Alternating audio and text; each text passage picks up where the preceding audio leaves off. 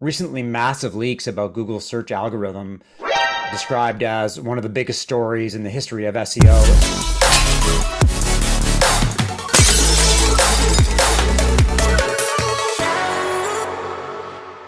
The secrets behind a B2B SEO strategy that generates leads and revenue.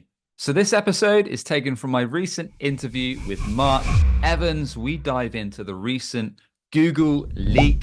We talk about the impact AI is going to have on SEO, and we dive into strategies we use at Breaking B2B for clients to make sure that SEO is a solid driver of qualified leads. It builds mindshare, brand visibility, traffic, and puts cash in the bank for your B2B organization with a step-by-step that you can use from today to make sure your B2B SEO campaign is a success.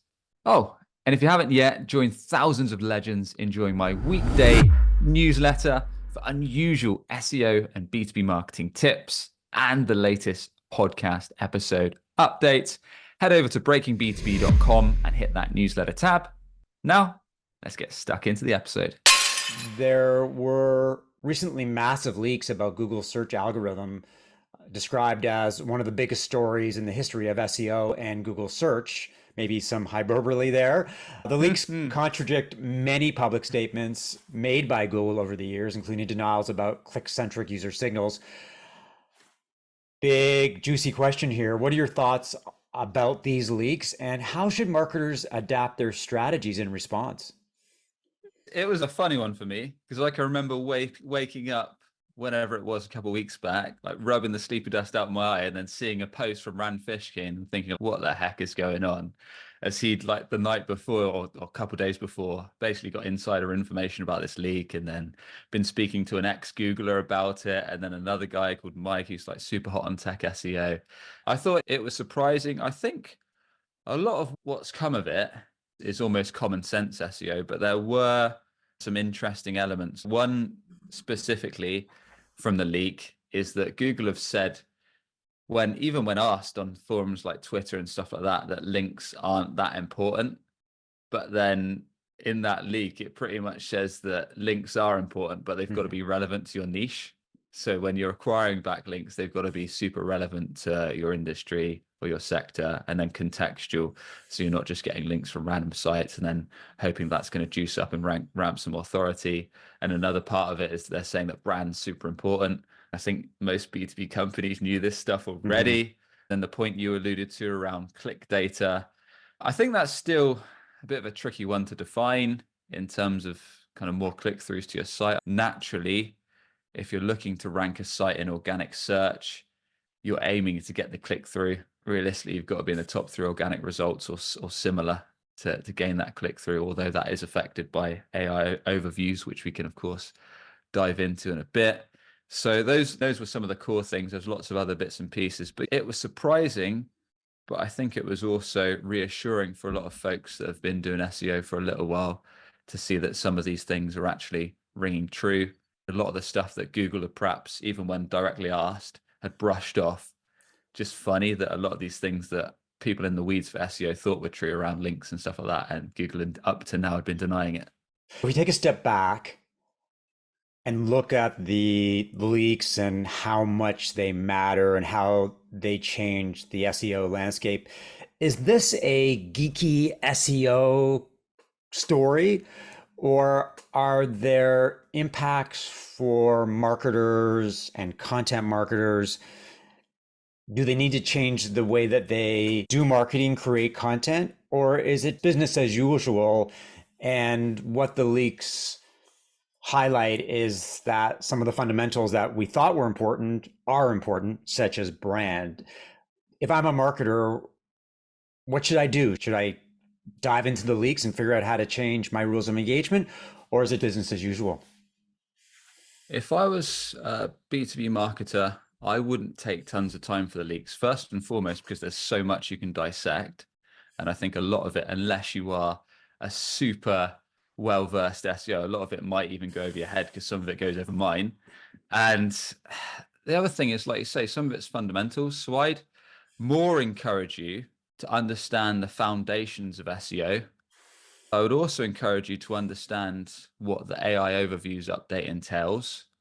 And excuse me, jumping into kind of excusing the leak and going more into AI overviews, but I think there's so many issues like B2B marketers and organic search SEO in general get stuck at, and it's often not their fault.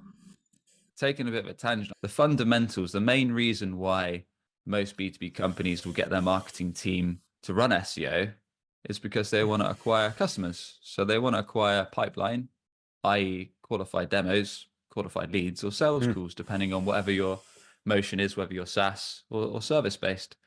And a lot of companies just get SEO completely wrong. And that is a big chunk of what partly this leak and partly AI overviews is blowing out the water, because AI overviews, depending on how much you know about it, is going to wipe out a lot of top funnel content. And by top funnel content, super simple. If we take the B2B space, like how is questions or what is questions, or those kind of simple searches like what is web design, how to build a website, what is SaaS, just those simple things that could be answered by a robot, answered by AI, anything like that, you'll get an instant, rather than having to trawl through the traditional organic results or blog posts or pages, you get an instant AI overview that will say, this is what it is, this is what's entailed with it, and then you have a couple supporting links. So it just saves everyone time.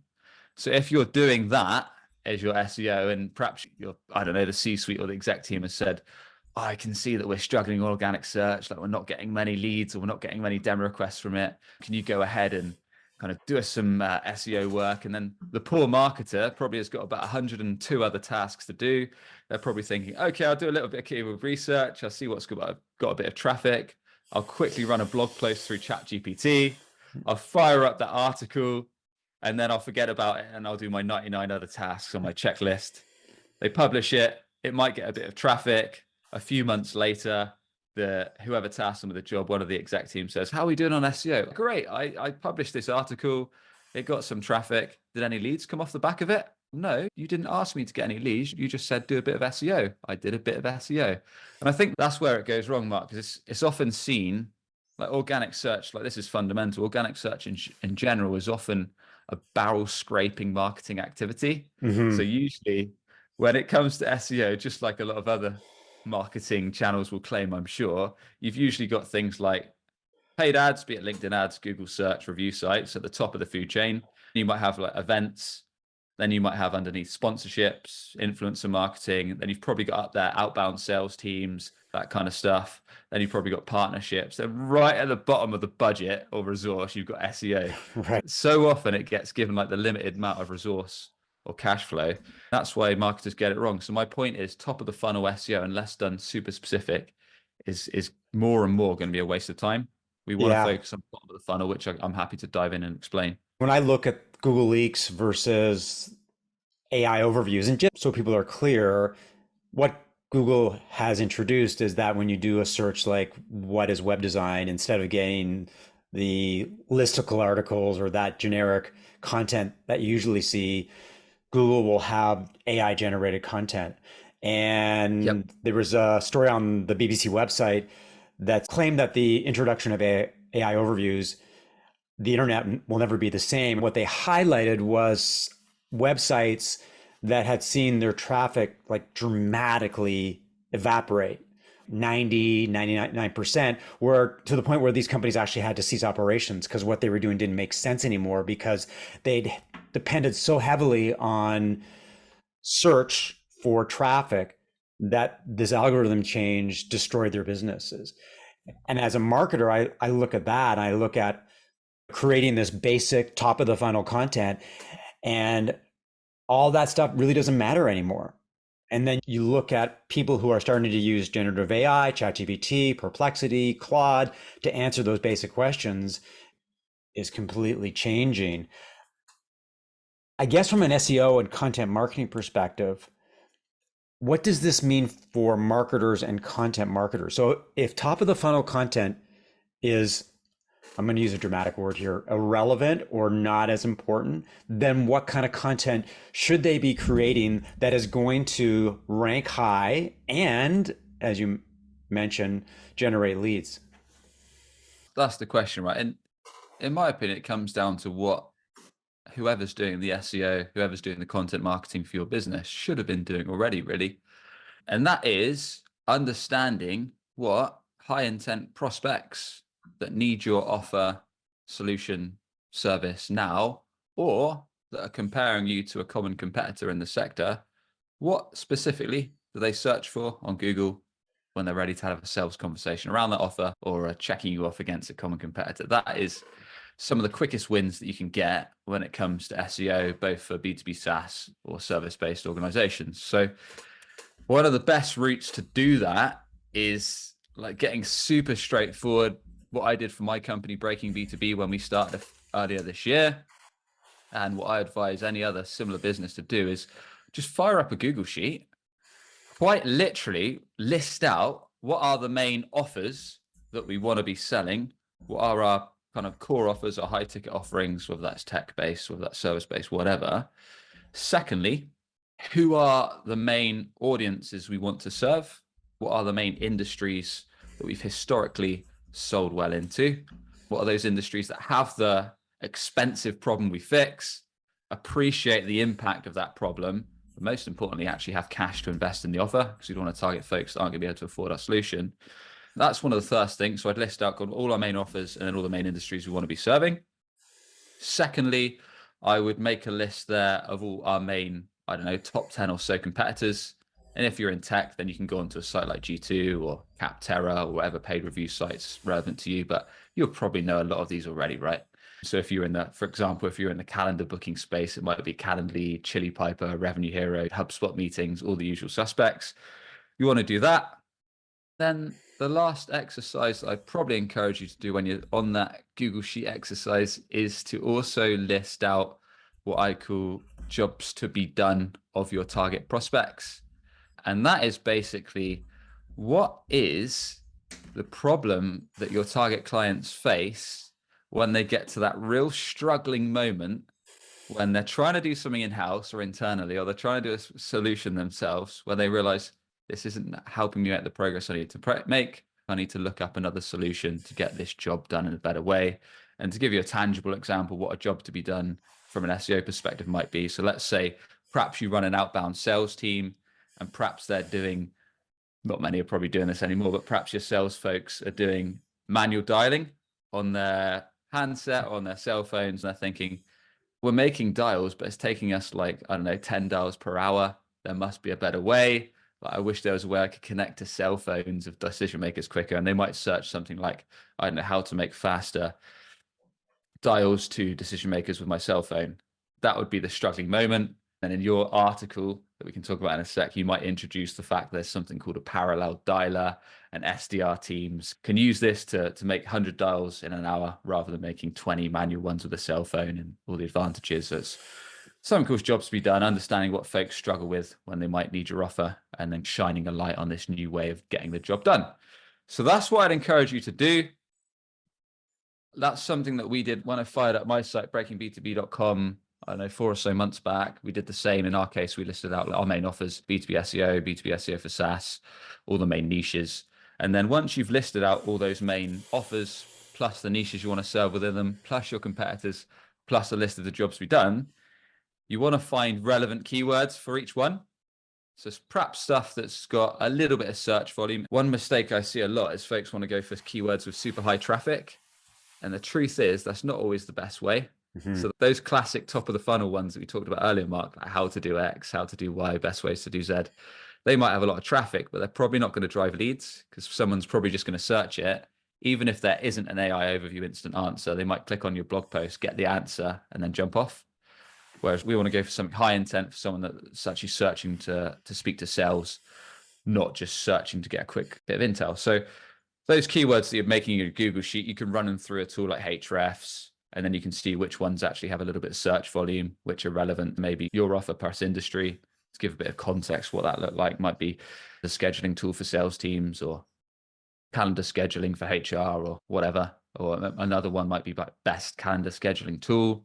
And another might be, if we're doing jobs to be done, I don't know, how to book meetings with your sales prospects fast, might be a jobs to be done based specific search. So Let's pretend we've done all that. Let's pretend we've run it through the keyword tracking tool like Hrefs and then got some kind of target prospects. And I really encourage you to exhaust the bottom of the funnel. Mm-hmm. So many companies do it a little bit of this, like a little bit of industry plus solution, a little bit of jobs to be done, a little bit of alternatives. And then once you've done that, the next stage really is when you've got a list of your focus kind of bottom of the funnel and middle funnel keywords is to understand the intent. So this is where, again, a lot of folks get it wrong.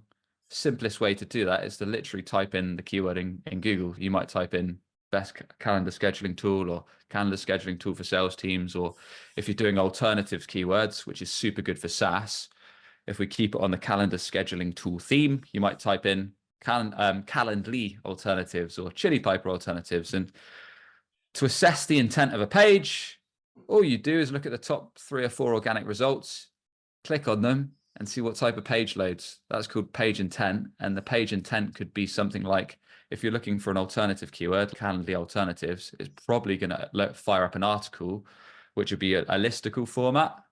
And that's usually something like top 10 Calendly alternatives consider in 2024. And traditionally, whoever's written the article will position their offer as number 1 Mm-hmm. and have 9 other competitors underneath them. But a lot of folks get that type of page wrong, for example, as they'll just use point 1 to talk about how great they are. When what I recommend you do is by all means put your solution as number 1, but leverage customer research. So instead of just saying we're great, we've got all these features, whatever, by all means position yourself as number 1, but say, this is how we're differentiated in the market. This is our unique problem we fix. This is the impact of not fixing it. And here's why you might consider our solution. But also you might have like a graphic, like a table and a chart that says, look, this is our most common competitor. This is what they have, but this is actually what some of the check marks for us. Here's a few screenshots of the offer in action. Here's even a live demo so you can play around, and then a call to action. I don't know, request a free trial or get a 30-day trial or whatever's relevant for your offer. And maybe even some social proof, like a video review from a client. And the other example I usually give is once you've assessed that intent, so it could be a listicle like I just described, or maybe the keyword you're going for is like best calendar booking software. That might be a solution type page, which is a bit different, which you can dive into.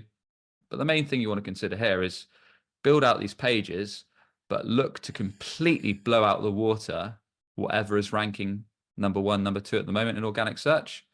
And when I say blow out the water, if you were going for an alternatives-based keyword, like the Calendly alternatives or 𝗥𝗲𝗹𝗁𝗲 alternatives, they might do top 10 alternatives. I'd go for top 20. Right. I would do something that's radically different. That's just my style, right? I don't want any chance of being beaten anytime soon. So I just want to do something that's so more informative, so much more helpful, and so much more useful.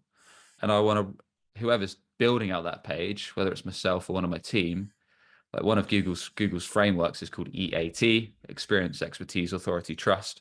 So we want to be sure that whoever's putting together this content is kind of almost a subject matter expert in the field, so they can really write it from a level that's not just a lot of words, but when a prospect lands on that page, they're actually going to resonate with it. And they're actually going to think this person knows their stuff. They know my world, they know my problems, they know my goals, and thus it's going to be more likely to convert. So I'll take a breath there, as I know I've rammed a lot of information down your throat. That's a lot of information in a short period of time. I would encourage people to hit the rewind button a few times to soak in the approach that you need to take to create content that is going to rank within the new Google world. A little bit of a tangent here. I'm glad you mentioned the jobs to be done framework, because a lot of marketers, a lot of entrepreneurs lean into buyer personas, and they come up with these semi-fictional representations of what a prospect looks like, including things like their hobbies, their demographics. Unless you do it right, unless you do buyer personas in the right way, and anybody's interested, check out what the Buyer Persona Institute advocates, then they're useless templates. They really don't help you much. I've leaned more into the jobs to be done template because it gives you a picture of the everyday world for your prospects, their pains, their problems, the tools that they use, the approaches that they take to get jobs done. And every piece of software that we sell is actually being hired to do a job. we want to know as marketers and as entrepreneurs, the nitty-gritty day-to-day activities that someone takes and how our software, our product can make those activities easier, more efficient, more successful. So I'm glad that you mentioned that. Now, getting back to our regular programming and talking about SEO, there's obviously a lot of talk right now. When people look at the answer, does SEO still matter given the rise of generative AI tools like ChatGPT? So some people suggest that 50, 60, 70% of their search activity is actually done using generative AI tools. They've, in many respects, they've abandoned Google because they don't want to scroll through all the results. They don't want to pick and choose what could be relevant. They just want the answers to appear. And we live in an instant gratification, show me world where people are multitasking. And frankly, a lot of people are lazy and they don't want to work. They don't want to read long form articles. They just want the information given to them. So a big question here is, does SEO, is it still matter? Is it still relevant? Are people overhyping the impact of generative AI and tools like ChatGPT on SEO? What are your thoughts? As an SEO person, I suspect I know the answer, but what are your thoughts in terms of the future of SEO? I'm Okay. probably a little different to most SEOs because I see SEO as a channel. A lot of what I talk about is it's using SEO as a revenue channel. But when I say that, of course, you've got to get the qualified lead first. You've got to get the demo or the trial or the sales call that then can eventually convert into one deals and one cash in the bank for your business. Now, SEO is a channel, just like cold calling is a channel, or LinkedIn ads is a channel, or email marketing is a channel, or influencer marketing, or partnership plays, or whatever. AI has affected all these channels, right? There's parts that you can do that can speed up processes, that can help you gather intel and similar. If I take the focus back to SEO, is ChatGPT killing off SEO? The truth is, SEO, there's a few ways I look at it. SEO is best placed, like I talked about earlier, as a demand capture channel.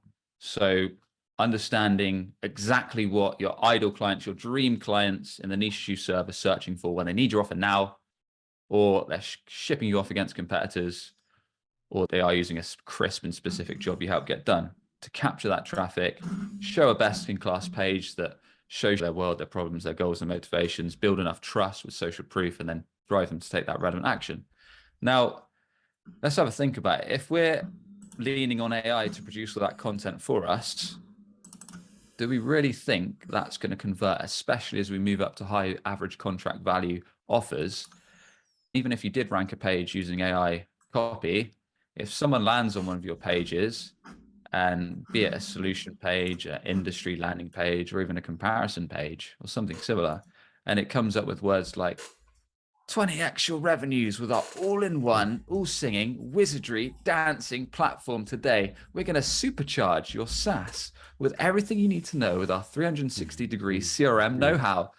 If I landed on that page, I'd probably bounce within 2 to 3 seconds thinking, I can tell this is written by a robot. It's just going to annoy me. And I think most prospects are probably going to be similar to me. Not everyone, that's for sure. But I think something that's often overlooked in SEO, something that's often overlooked in SEO is, yes, you've got to do the technical points. Yes, you've got to get the content on point. Yes, you've got to understand what folks are searching for and then match that intent. But also, what we talked about earlier with jobs to be done and customer research is you've got to understand who this dream client is. And if your content doesn't resonate and clearly show you understand their world, their problems, their struggling moments, their aspirations, their goals, their motivators, what's annoying them, their common questions, their common objections, by leveraging this info that you can grab from sales calls, customer success, prospecting calls, and more, so important for SEO, because you can rank a page, but if that page doesn't resonate with that target prospect, it's almost useless because they're going to land on the page, read a bit of the copy, and then think this is a waste of time. I'm going to head to the next result. I want to turn our sights a little bit to content marketing. And as a longtime content creator, newspaper journalist, B2B marketer, content is at the heart and soul of how I like to go to market with clients. But there is a raging debate between quality content and quantity. And read a lot on LinkedIn about content needs to be value add, insightful, informative. Meanwhile, we're seeing a tsunami of content generated by generative AI, generic, vanilla, robotic, nondescript, uncreative, uninspiring, but a lot of companies are leaning into it because you can create content at scale really easily. And as you mentioned earlier, a lot of marketers have 100 things to do, including creating Yep. content. So they're taking shortcuts, and they see generative AI as a content creation replacement when it is in fact more of an ideation tool, a brainstorming tool, a way to structure content and plan content. I think the question that I wonder about, or I ask as far as the future of content is concerned, is if we're going to focus on creating high quality content, then how do we make it stand out from the crowd when there's just so much happening? The marketplace is so noisy. You and I are active on LinkedIn, and you look at the news feed and there's just so much content. So whether it's SEO or other approaches, if you create a great piece of quality content, whether it's top of the funnel or middle of the funnel, how do you get people to read it, to make people aware that it exists? Do you have any thoughts in terms of how the advice that you're giving to your clients when it comes to this content conundrum? Is the question, if I can talk about LinkedIn, but if we keep it, I suppose, more from an SEO perspective in terms of content marketing, is it more how do you get the content to rank, or are you talking more how do you get the content to actually resonate with target prospects and guide them to take a desired action, or what's the? I think it's lots of things. It's LinkedIn as a way Yep. to reach a global audience. It's Mm-hmm. SEO to tap into the power of search, but it could be things like tapping communities like Reddit or Slack or Facebook groups or newsletters. The question that I'm asking is, if I'm a content creator and I've leaned heavily on SEO for a long time, keyword research, click intent, all that good technical stuff. Now I need to take a different approach holistically. What should I do? How do I get people to read my great content, given there's just so much competition? From a high level perspective, and this could be applicable to SEO content if you follow the best practices we talked about, and it can be applicable to LinkedIn. I think the word resonate still stands important, still stands clutch here, because if you can understand, I think a lot of folks in general, and this again could apply to a lot of industries and B2B, are just too afraid to niche down. So they're trying to speak to too many people at once, rather than understanding a few main segments of an audience, a tight niche, a few sectors, industries, whatever, and really drilling down into those. Because when you do that, then it's easier to understand who you're trying to market and sell to. And then you can actually, it's a lot easier for you to, if your team's doing prospecting calls, if they're running sales calls, or if they're running customer success calls, or if you're the founder selling, then you're obviously doing this all yourself. It's a lot easier to understand their world. And that's a fluffy term, but what I mean by that is, what are the problems that they're raising? What are kind of the frustrations that cause them to reach out to a company like yours? What are the competitors they're seeing in the market? When they choose you, if they do sign, like what are the reasons for choosing you opposed to 3 or 4 other vendors? What are the common questions that you get from them, or the common objections? When you know a lot of this stuff, you hear a lot of patterns. You hear a lot of things said at the same time. If you're a bit like me, a bit of a nerd, then every time I hear this kind of stuff, be it a question, something I think, oh, that's a good one, I'll just grab my iPhone and just chuck it on the Notes app. And that fuels a lot of my content for LinkedIn. It fuels a lot of the stuff when I look to perhaps improve one of our own website pages or client pages, and think, oh, we can add an element here, like we can add an FAQ section onto this solution page because this is going to address real prospects' questions, thus making them more likely to trust us and convert. Or if it's a LinkedIn post, it might be, I just spoke to a marketer, a B2B SaaS company. They were asking me, like, why don't I just ramp up my ad spend on Google instead of investing with SEO? That's probably on a lot of marketers' minds now with kind of budget constraints and a lot of their exec teams saying, let's just pump more into ads and hope for more leads. And so if you can leverage that stuff, then it's more likely to ring a bell with the audience that you're trying to connect to, serving them what similar folks are asking you, what you're talking about, the questions you're raising. So it's, I suppose what I'm saying is a mix of using community. This doesn't have to be sales calls. It could be in communities like Slack groups and stuff like that. It could be from customer success calls or that kind of stuff. But when you have a tighter niche, a tighter target market, this kind of stuff becomes a lot easier to build out content that's actually going to hit home with the folks you want to do business with. Let's wrap up our conversation with a crystal ball question. When this is the part where it's more of a guessing game. When you look at the content marketing and SEO landscape over the next 6 to 12 months, given how much change has happened so far in 2024, any predictions about what trends will dominate? I definitely think that certainly in B2B and B2B tech, a lot of companies are going to go hard on, smart ones anyway, going to go hard on bottom of the funnel organic search like we talked about, especially with spend locking up, funding being less available. So therefore companies have less cash to spend on ads. They might get their internal marketers to understand bottom of the funnel SEO and just really drill that home so they can capture that demand and capture some leads. Finally, I think it was Lily Ray, who's one of the top voices in SEO, was posting about that Google recently. They pulled back their AI overviews results quite a bit. So there was a certain percentage that you would, the chance that you'd see an instant AI over result, but I think they've drilled it down to 2% or so, because it was giving so many infactual, like incorrect answers. So it'd talk about like how to bake a cake, and then it would involve something like, if you want a really quick way of baking a cake, put some PVA glue in, and stick it together nicely. And it's, what the hell? Right. Just so many dodgy answers. That's probably where I see it going. I think invest in brand is quite general, because I think it's easy to say if you're a well-funded, large-scale company.